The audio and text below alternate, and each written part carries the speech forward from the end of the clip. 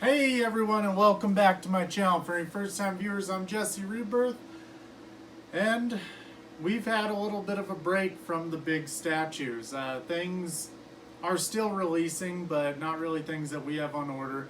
We've been waiting on a Catwoman from Prime 1 for quite some time, but right now it's nice because we have time to catch up on a lot of things that we have sitting around unopened. This is a third-party Joaquin Phoenix Joker that I have had sitting around for months now. This here is a third-party Bane as well that I've had sitting around. And most of all, I've been dying to get into this Dark Knight Returns statue. This is part of the DC Designer Series. They're always bigger than what you expect. We're going to have plenty of other third-party toys to get into as well, like Cloud, Tifa, a bunch of them. But we recently went to a comic book store out far south here in Colorado, and we saw the Nightwing, and we also saw the Wonder Woman that are here on this box. And I gotta admit, every time I see one of these, they are infinitely bigger than what I pictured when I was purchasing the statue, basically. I haven't pre-ordered either of them. I wasn't planning on really getting them, but after seeing how big Nightwing is, he's a really cool statue. So I've been dying to get into this one. We got number 1,357 of 5,000. These are very high edition numbers, but I've never really been someone who cares too much about edition size. It is cool when things are extremely exclusive, but you know, I hope everyone who wants something would have a chance to get one for retail, you know, but I know how it is to wait and wait on something and then end up paying ridiculously high second market prices, basically. But you've probably seen my Dark Knight's Metal DC Designer. I gotta say, Dark Knight's Death Metal, I believe issue 1 just came out last week. Issue 1 was insane. The T-Rex Batman, that's way cool. Oh crap, I didn't cut one of these sides. I highly suggest you look into it though. It's another Scott Snyder and Greg Capullo comic. And if you know me, I absolutely love their work. So, we got this nice little stand. It's going to be just like the other ones. Number 1,357. We get this bat that's basically been cut into it.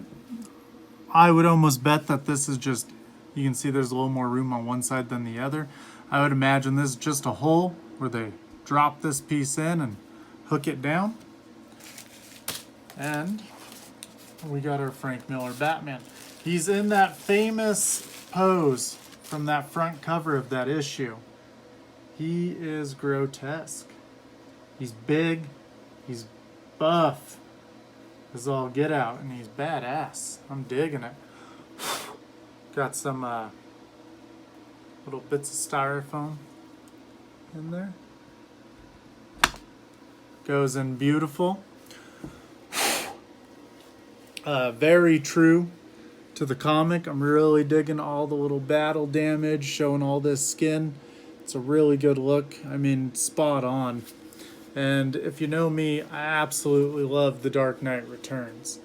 Check out how buff this back is over here. Very cool. I dig it. So, I'm really digging.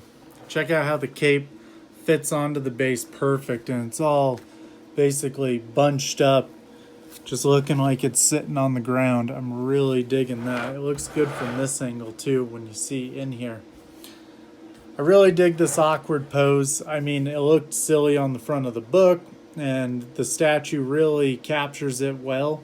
I think the Dark DK3 Master Race, where they did Carrie Kelly in the same pose, we thought that was awesome. Nice callback to this book.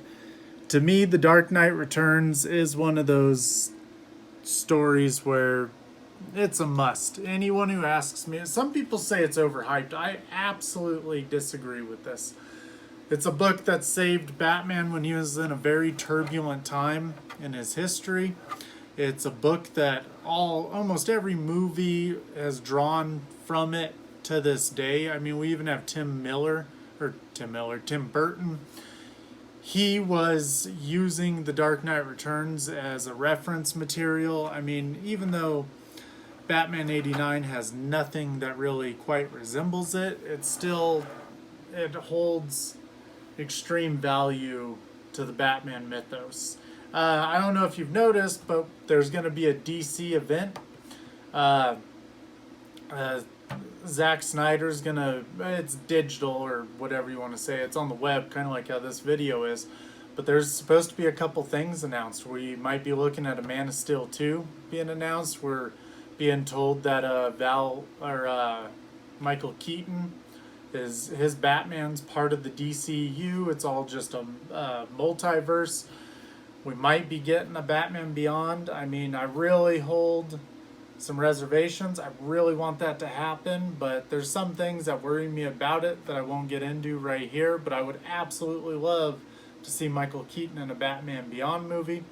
And then there's huge talks that Jeffrey Dean Morgan is going to be Thomas Wayne in the Flash movie, and that he was always meant to be Thomas Wayne. There's actually, people are saying it was the suit test that we all seen and we all thought it was Ben Affleck, but it's extremely shadowed.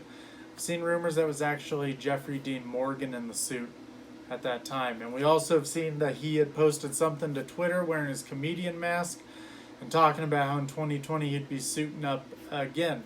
I don't follow him extremely close, but everything points to him being the, Flashpoint Batman, which is insane. I absolutely want a hot toy of Jeffrey Dean Morgan as Batman, or even a Prime 1 statue. I mean, sky's the limit. This statue is beautiful. It's brilliant. I dig it.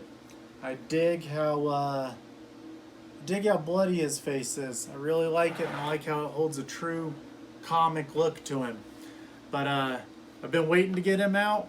I absolutely love him, and I mean, for the price that these guys are, I think they're like $100, $120 maybe. It's been a while since I got him, but I definitely look forward to the next ones that will be coming out in the DC Designer series. But I hope you guys enjoyed this video. Let me know what you think about it. I'm catching up on comments still, so if I haven't gotten to you, be a little patient. Been doing a lot of things, but as always, everyone, keep buying toys.